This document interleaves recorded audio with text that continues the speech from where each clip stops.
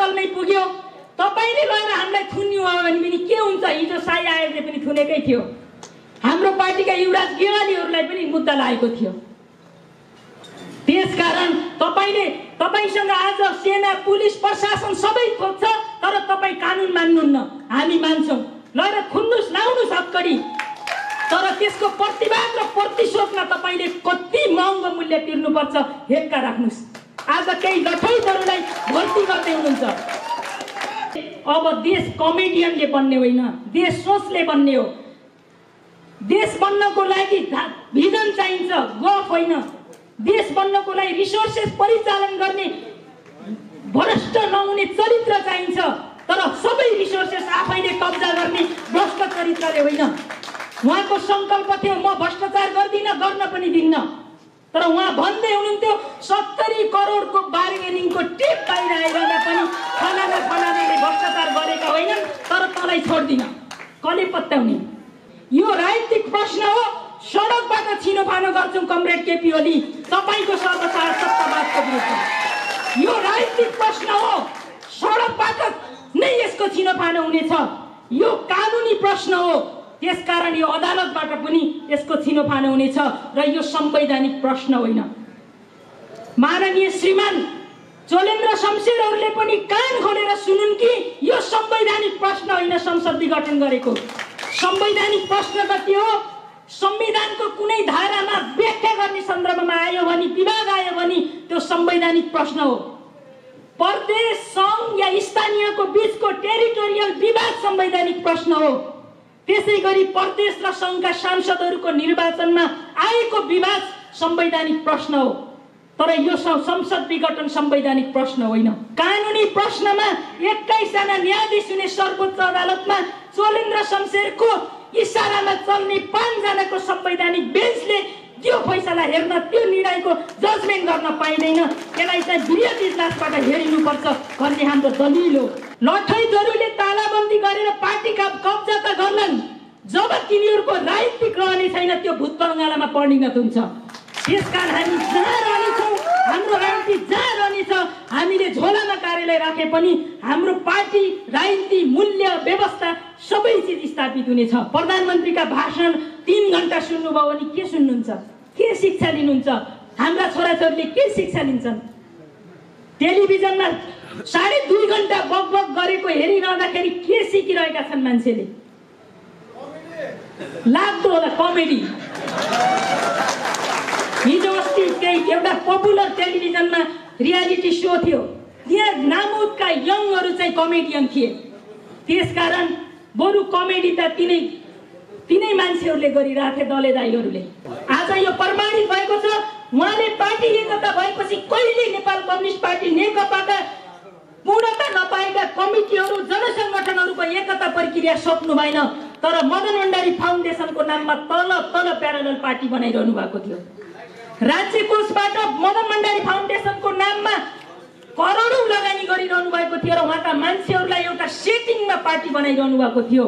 जब दोस्रो केन्द्रीय कमिटीको बैठक पछाडि एक हिसाबले पार्टी ठिकै ढङ्गले चल्दै थियो, त्यस पछाडि उहाँले पार्टी विभाजन गराउने ताल मिलाउनको लागि संसदमा 40% र निर्वाचित केन्द्रीय कमिटीमा 40%ले मात्रै पार्टी फुट्ने अहिलेको दल सम्बन्धी व्यवस्थालाई सहजीकरण गर्नको लागि उहाँले वैशाखमा अध्यादेश ल्याउनु भएको थियो।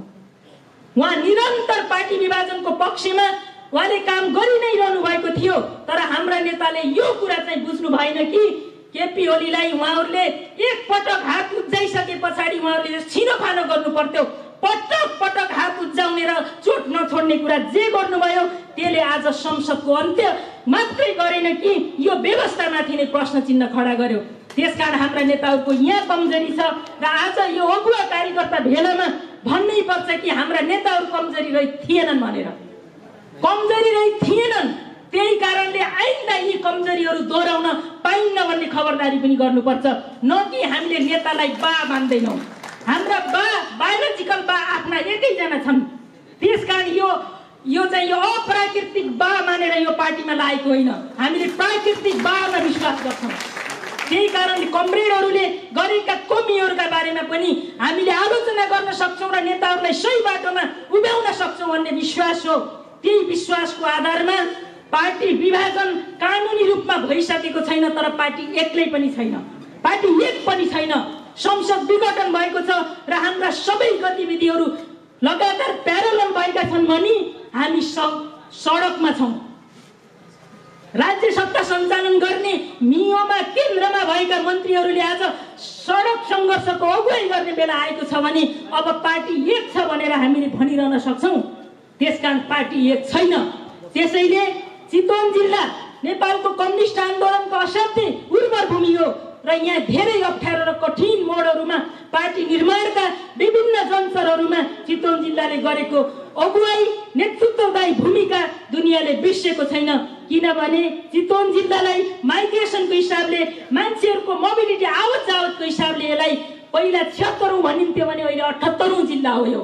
त्यसकारण चितवनलाई हामीले माइलस्टोन मान्यौँ भने यसले बाँकी 77 जिल्लामा राजनीतिक प्रभाव छोड्न सक्ने भएको कारणले आज विघटन, विभाजन, विखण्डन र लोकतन्त्रको विरुद्धमा भएको प्रतिगमनको विरुद्ध चितवनले नै सबैभन्दा पहिले झण्डा उठाउनु पर्छ र निर्णायक लडाइँको थालनी यहाँबाट गर्नुपर्छ।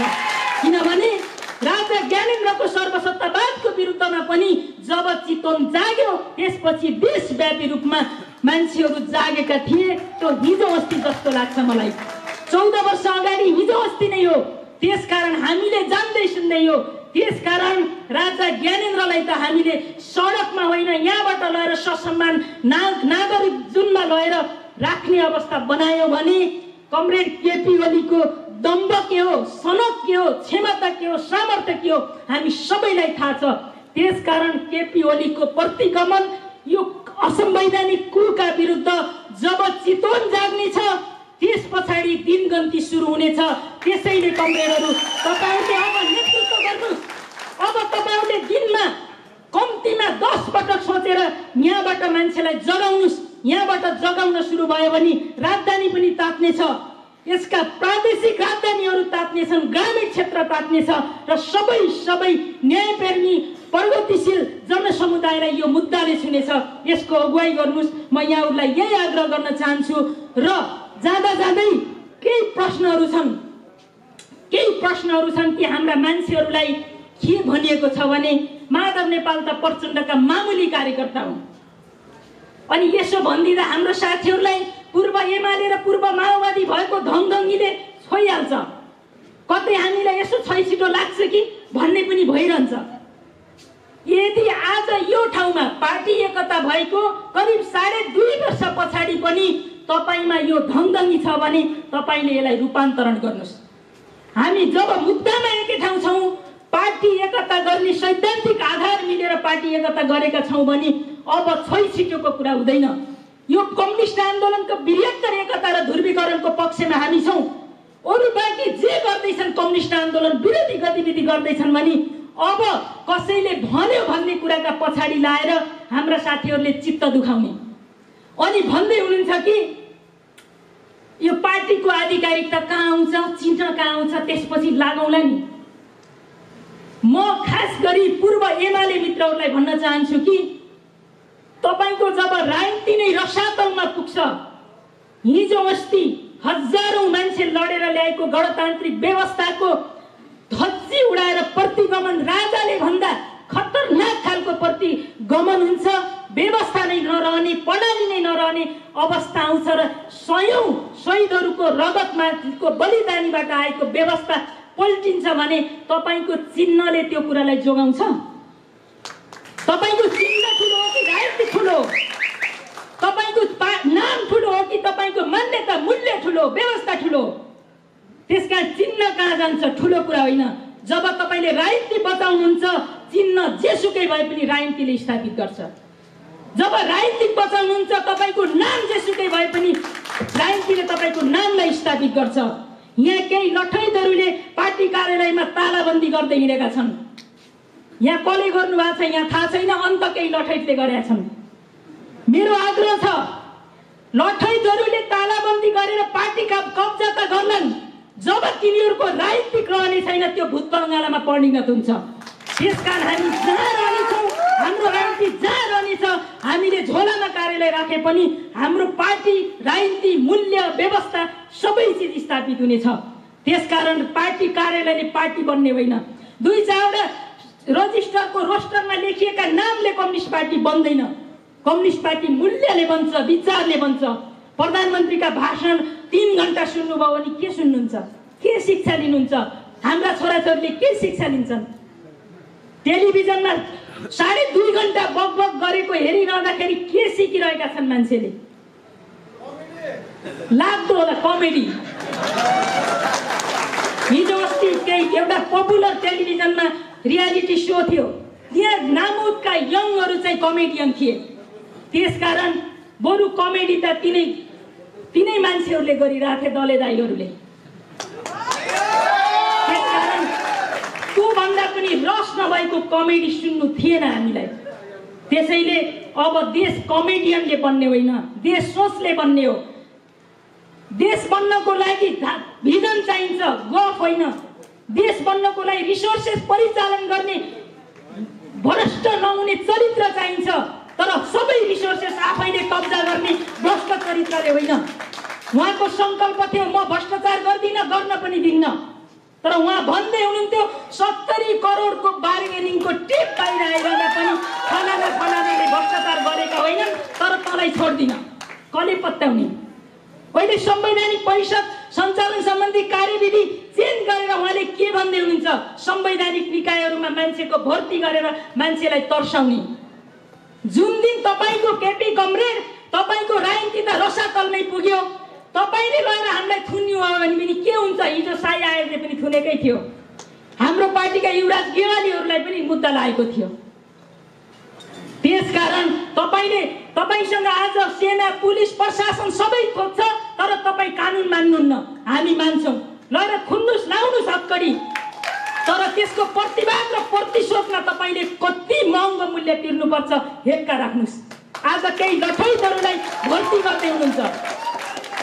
केही म्यादी केन्द्रीय सदस्य साथीहरू भएका छन्, मक्ख परेर हामी सबै चिज आउँछ भनिरहेछन्। निर्वाचन भइहाल्यो भने म्यादी पररी खुल्छ नि हो। आज चाहिँ विभिन्न म्यादी केन्द्रीय सदस्य नेकपाको नाममा बाँडिएको छ। साथीहरू यसो शपथकरण गर्दै हिँडेको पनि देखिन्छ। त्यसकारण पार्टी यसरी पनि बन्दैन। पार्टी यसरी बन्नको लागि सबैभन्दा पहिले विचार चाहिन्छ। तपाईको पार्टीको अध्यक्षले रोस्टममा आधी घण्टा उभिएर बोल्दै गर्दा दुनियाँको राजनीतिक व्यवस्थाका बारेमा, आफ्नै समाजका बारेमा, सामाजिक संरचनाका बारेमा, कम्युनिस्ट आन्दोलनका बारेमा र जाने कार्यदिशाका बारेमा के धारणा राख्छ भन्ने आधारमा दुनियाँले जजमेन्ट गर्छन्। आज केपी ओलीको भाषणमा यो देख्नुहुन्छ तपाईहरू। त्यसकारण प्रतिशोधले चाहिँ मलाई अहिले बाँचुन्जेल शक्तिमा रहनको लागि उहाँले संसद विघटन गर्नुभएको छ र केही तर्क गरिन्छ हामीलाई काम गर्न दिएन भन्ने कुनै अर्थ छैन। त्यसको कुनै दम छैन र त्यो कुनै तर्क छैन कि संसद विघटन गर्ने जस्तो जघन्य राजनीतिक अपराधलाई त्यसलाई ढाकछोप गर्नका लागि उहाँसँग कुनै तर्क छैन, जबकि संविधानले उहाँलाई यो अधिकारै दिँदैन। र अहिले हिजो उहाँले 19 गते सर्वोच्चमा पेश गरेको जवाफमा पनि भन्नुभएको छ कि यो राजनीतिक प्रश्न हो, अदालत प्रवेश गर्न पाइँदैन। हामीले पनि यही जवाफको अपेक्षा गरेका थियौँ। यो राजनीतिक प्रश्न हो, सडकबाट छिनोफानो गर्छौँ कमरेड केपी ओली तपाईँको सर्वसाधारण सत्तावादको विरुद्ध। यो राजनीतिक प्रश्न हो, सडकबाट नै यसको छिनोफानो हुनेछ। यो कानुनी प्रश्न हो, त्यसकारण यो अदालतबाट पनि यसको छिनोफानो हुनेछ र यो संवैधानिक प्रश्न होइन। माननीय श्रीमान चोलेन्द्र शमशेरहरूले पनि कान खोलेर सुनुन् कि यो संवैधानिक प्रश्न होइन संसद विघटन गरेको। संवैधानिक प्रश्न त के हो? संविधानको कुनै धारामा व्याख्या गर्ने सन्दर्भमा आयो भने, विवाद आयो भने त्यो संवैधानिक प्रश्न हो। प्रदेश, सङ्घ या स्थानीयको बीचको टेरिटोरियल विवाद संवैधानिक प्रश्न हो।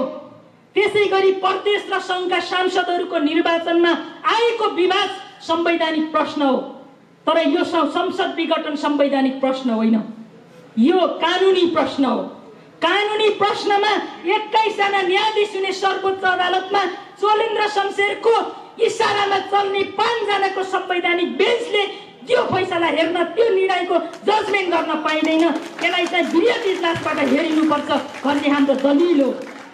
त्यसकारण न्यायलाई हिजो हुन त डोनाल्ड ट्रम्पको अमेरिकाको सर्वोच्च अदालतमा पनि डोनाल्ड ट्रम्पले नियुक्ति गरेका 9 जना जजहरू थिए, तर डोनाल्ड ट्रम्पका हरेक प्रस्तावहरूलाई तिनै जजेसहरूले नै फेलियर बनाएका हुन्।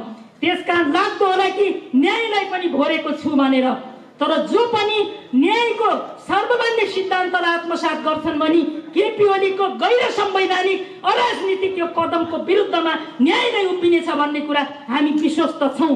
किनभने संविधानको धारा 76 को 1 अनुसार बनेको प्रधानमन्त्रीलाई संविधान विघटन गर्ने अधिकार छैन भन्ने कुरा मेरो आमा जस्ता नपढेका मान्छेले पनि बुझ्ने संवैधानिक स्पष्ट व्यवस्था हो।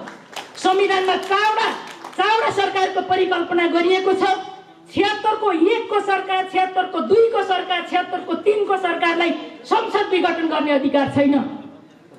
4 अनुसारको विश्वासको मत प्राप्त भएन भने 5 मा अर्को सरकारको परिकल्पना गरिन्छ कि 2 वा 2 भन्दा धेरै दलहरूको समर्थन ल्याएर संसदको कुनै सदस्यले प्रधानमन्त्री हुन्छु भनेर राष्ट्रपतिकामा समावेदन गर्यो भने त्यसलाई बनाउने र त्यसको 30 दिनभित्र उसले फेरि 76 अनुसारको विश्वासको मत लिने भनेको छ। त्यसकारण त्यो मात्रै 5 अनुसार बनेको प्रधानमन्त्रीले 6 अनुसारको विश्वासको मत प्राप्त गरेन भने मात्रै उलाई संसद विघटन गर्ने अधिकार हो। त्यसकारण बहुमतको प्रधानमन्त्रीलाई संसद विघटन गर्ने अधिकार संविधानमा कहीँ छैन। र यस्तो असंवैधानिक कदम चाल्ने शीतल निवासलाई पनि कान खोलेर सुन्न म आग्रह गर्न चाहन्छु कि राजालाई त हामीले नारायणहिटीबाट लखेट्यौँ भने यो संविधानको परिपालक भनेर बनाएको राष्ट्रपति संस्थामा जोसुकै व्यक्ति होस् त्यो हामीलाई मान्य हुन्छ कि हुन्न, हिसाब किताब संसदको पुनः स्थापना भएपछि गर्छौँ। त्यसका प्रत्येक मान्छेको हिसाब किताब हुन्छ। यदि संसदको पुनः स्थापना सजिलो बाटो हो, कानुनी प्रश्नको निवारण गरेर होस्, केपी ओलीले भने जस्तै यो राजनीतिक प्रश्न हो भने यसको छिनोफानो यही तल हुनेछ, यो सडकबाट हुनेछ। किनभने 59 असोज 18 को राजाको कदमको पनि छिनोफानो सडकबाटै भएको। त्यसकारण यो यति कुरा हेक्का रहोस् र म यही कुरा भन्न चाहन्छु।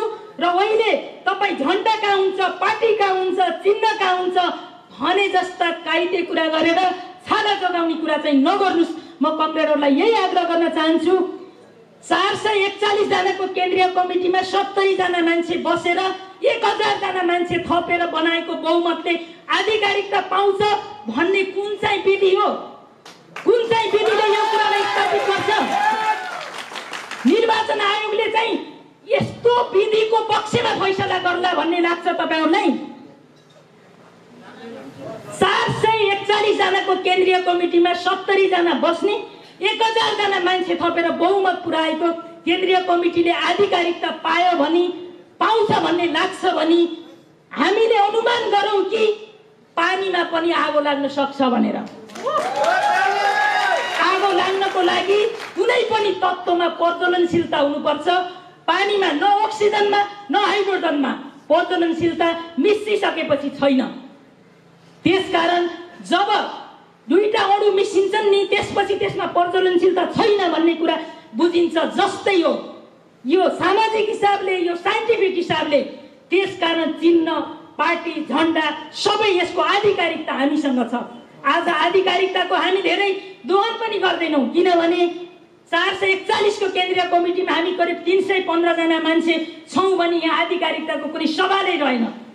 तर टोपबहादुर रायमाझीहरू, लेखराज भट्टहरू, मणि थापाहरू, भूत न भविष्यका मान्छे जस्ताको रोस्टर यता बनाएर पनि बहुमतको अर्थ छैन। त्यसकारण बहुमत त यहाँ हेर्नुपर्छ, गाउँमा हेर्नुपर्छ, जनताको बिचमा हेर्नुपर्छ। लोभी पापी अवसरवादी त एकै रातमा खरिद बिक्री हुन सक्छन् साथी हो। त्यसकारण एक रातमा खरिद बिक्री हुने मान्छेहरू होइन। 37 साल जस्तै अप्ठ्यारोमा पनि ठिङ्ग उभिने यस्तै क्रान्तिकारी मान्छेहरूले मात्रै पार्टीलाई जोगाउँछन्, बचाउँछन्। त्यसैले मैले अलिकति ओबड खाबड केही कुराहरू नसम्माइकन आफ्ना कुराहरू राखेँ। म आग्रह गर्न चाहन्छु नेपाली कांग्रेसले वैशाखमा चुनाव भयो भने 23 दुना 46 सिट त जितिहाल्ला नि भनेर लोलीमा बोली मिलाइरहेको छ शेरबहादुर कांग्रेसले। कोही काङ्ग्रेसका मित्रहरूले पनि मिडिया हेर्दै हुनुहुन्छ भने आग्रह गर्नुहोस् कि गर्न चाहन्छु कि वैशाखमा केपी ओलीले चुनाव गर्नलाई संसद विघटन गरेकै होइनन्। यो सामान्य गणित होइन। 2/3 नजिक रहेको प्रधानमन्त्री जसलाई प्रधानमन्त्री छोड भनिएकै छैन, बैठकमा आऊ, धेरैभन्दा धेरै हुँदा तिमीले काम गर्न सकेनौ, स्वास्थ्यले व्यस्तताले अध्यक्ष छोड, यति मात्रै भन्या। पार्टी एकताको बखत आधा कार्यकाल प्रधानमन्त्री हुने कपाली तमासु राष्ट्रपतिलाई साक्षी राखेर लेखेको होइन, बीचमा कमरेड प्रचण्डले एक्लै खाऊ भनेर छोडेको होइन र 5 वर्ष तिमी खाऊ भने हो। उहाँहरूले कागजमा कार्यकारी अध्यक्ष भनेर दिनुभयो। कार्यकारी अध्यक्षले एउटा बैठक राख्नु भएको थियो, बैठक राम्रै चलेको थियो, त्यसपछि पार्टी विभाजनका लागि उहाँले अध्यादेश ल्याउनु भयो। माओवादी मित्रहरू तिमीहरू जाऊ भन्नका लागि ल्याइएको थियो अध्यादेश, र उहाँका आफ्ना निकटतम मान्छेहरूलाई अर्को पार्टीका सांसदहरूको अपहरणदेखि अनेक फन्दामा उहाँले पठाइरहनु भएको थियो। राजनीतिक अपराधीकरण चाहिँ त्यो थियो। त्यसकारण धेरै मान्छेहरूले भन्ने गर्छन् कि कम्युनिस्टहरू आफूसँग असहमत भएपछि धेरै खेदो खान्छन् भनेर। यदि धेरै कुरा भन्न मन छैन, गाली गलौज गर्न मन छँदै छैन, तर पनि केही तथ्यहरूले भ्रममा पारेको कारणले केही भन्नुपर्ने भाव भएर यति कुरा भन्न हामी बाध्य भएका छौँ। धेरै भन्नुपर्ने छैन, किनभने कमरेड केपी ओली कम्युनिस्ट आन्दोलनको विकास र श्रीवृद्धिको लागि लागेको पात्र होइन। त्यसैले हाम्रो पार्टी नेकपा एमालेमै हुँदा पनि उहाँले तत्कालीन एमालेमा हुँदा जब अध्यक्ष हुनुभयो उहाँले कहिल्यै बैठकहरू राख्नु भएन, कार्यविभाजन गर्नु भएन, काम दिनु भएन, सदस्यता नवीकरण गर्नु भएन। उहाँले पार्टीको लाई प्राइभेट कम्पनी जस्तै कब्जा गर्नुभयो र उहाँले चाहिँ प्राइभेट कम्पनीको सेयर आफ्नो नाममा राखे जस्तै उहाँले राख्नु मात्रै भयो। त्यसकारण उहाँले त्यो पार्टी चलाउने उहाँको मकसदै थिएन। पार्टी एकता भएपछि पनि उहाँले यही गर्नुभयो। त्यसैले जसले गतिमा विश्वास गर्छ, कम्युनिस्ट आन्दोलनलाई ध्रुवीकरण गर्न चाहन्छ, यो शक्ति कम्तीमा हामी एक ठाउँ भएका छौँ र नेपालको कम्युनिस्ट आन्दोलनको मूल प्रभाव यही नै हो।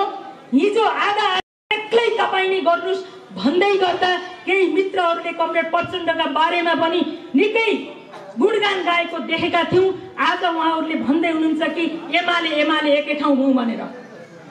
एमाले एकै ठाउँ हौँ भन्दै गर्दा कमरेड बादलहरूलाई उहाँले छेउमा के साक्षी मात्रै राखेको रहेछ। त्यसो भए त्यहाँ पनि त टोपबहादुर रायमाझीहरू किन बस्दिने होला त? त्यसकारण उहाँहरूलाई अहिले सिद्धान्त विचार केका जामा लगाएर केही काम गर्नु छ र मूलत अहिलेको यो अवस्थाभित्र मैले जाँदै म के भन्छु भने संसदको पुनर्स्थापना यो कानुनी प्रश्न हो। यो संविधानमा व्यवस्था नभएको अधिकार, संविधानमा अधिकारै नभएको अधिकार प्रयोग गरेका हुन् प्रधानमन्त्रीले। यो पुनर्स्थापना हुन्छ। निर्वाचन आयोगको फैसला नेकपा नेपाल कम्युनिस्ट पार्टी नेकपाको पक्षमा, यानि कि हाम्रो पक्षमा, हामीसँग बहुमत छ, हाम्रो पक्षमा हुन्छ। यदि पानीमा आगो लाएर धरती फाटेर यो चिज भएन भने मान्नुस् हाम्रो गणतन्त्र, हाम्रो संविधान, हाम्रो संघीयता, धर्मनिरपेक्ष लगायतका 2062-63 सालका यो 10 वर्ष जनयुद्ध होस् या शान्तिपूर्ण जनक्रान्तिका यी सारा उपलब्धिहरू यी सबै रसातलमा जानेछन्। व्यवस्था र प्रणाली नै रहने छैन यदि यो भएन भने। त्यसकारण सडकको बलले नै हामीले यी सबै चिजलाई जनताको पक्षमा, संविधानको पक्षमा सही बाटो हिँडाउनको लागि एक पटक चिसो सडकमा हामी ओर्लिसकेका छौँ। चितवनका कमरेडहरूले, मित्रहरूले, जनसमुदायहरूले यहाँबाट तपाईँहरूले सङ्घर्षको बिगुल फुक्नुस् कि केपी ओलीको प्रतिगामी कुका विरुद्ध जनता जागे भन्ने सन्देश दिउँ। अहिले तपाईँहरूलाई कमिटी पुगेन होला, हामीले पनि 1000 सदस्य बाँडेर म्यादी केन्द्रीय सदस्य बनाऊ भन्ने जस्तो लागेको होला।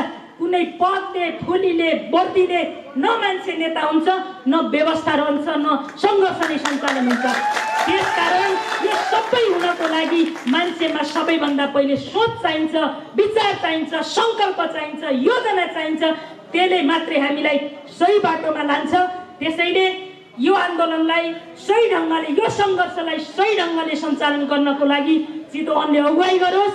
हामी साथमा छौँ र यो अविचलित सङ्घर्ष राजाको प्रतिगमनका विरुद्ध लडेर राजालाई नागार्जुनको दरबारभित्र कोचेपछि फर्किएको पुस्ता हो हाम्रो पुस्ता। त्यसकारण केपी ओली र विद्या भण्डारीको सर्वसत्तावाद र प्रतिगमनलाई सडकमा ल्याएर नपछाडिकन चाहिँ हामी फर्किने छैनौँ, थाक्ने छैनौँ, हामी गल्ने छैनौँ, हामी ढल्ने छैनौँ। यही सङ्कल्प गरेर अगाडि बढ्नुहोस्। म सबै साथीहरूलाई, कमरेडहरूलाई यही कुराको आग्रह र अनुरोध गर्दै बिदा हुन चाहन्छु। धन्यवाद। साल सलाम।